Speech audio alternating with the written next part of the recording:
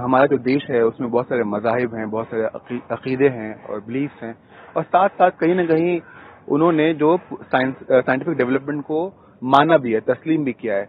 फिर 50-60 साल गुजरने के बाद हमारे मुल्क में एक प्राइम मिनिस्टर बनते हैं, वज़ीर आज़म बनते हैं, जो कहते हैं कि एंशिएंट इंडिया में जो है वो प्लास्टिक सर्जरी का एक निज़ाम था, और वो उसके बारे में आप जानते हैं, उस पर क्या टिप्पणी करेंगे?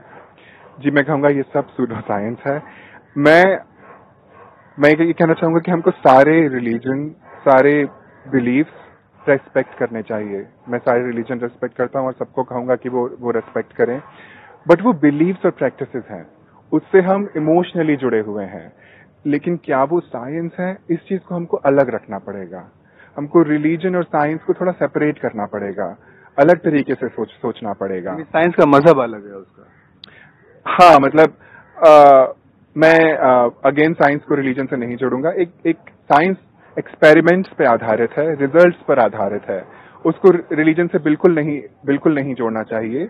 और जैसे कि आपने एंशिएंट इंडिया में किसी भी मिनिस्टर ने अगर ये बात किया हो कि गणेश जी का सर प्लास्टिक सर्जरी से जोड़ा गया था, ये हमारे पुराण में लिखा हुआ है और प्लास्टिक सर्जरी हमारे पास पहले से ही थी, ये सब झूठ है, ये सब विज्ञान नहीं है।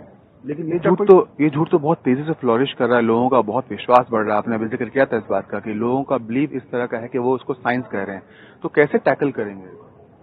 इसको टैकल करने का सिर्फ एक ही तरीका है कि हमको लोगों को समझाना होगा उसी तेजी से कि क्या साइंस है, किस तरीके से साइंस वर्क करता है, क्या साइंस नहीं है, मेथड क्या है। जितनी तेजी से इसके अगेंस्ट बात की जा रही है, उतनी तेजी से हमको साइंस को प्रोटेक्ट करने की बात करनी होगी।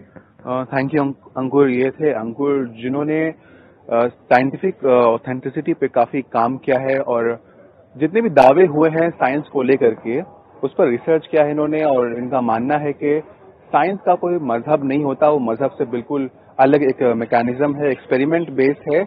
इसलिए उसको मजहब से जोड़कर और मजहब के दावों को और मजहब की बातों को सच्चा समझने के लिए अकीदे के तौर पर उसको फैलाना बिल्कुल भी सही नहीं है।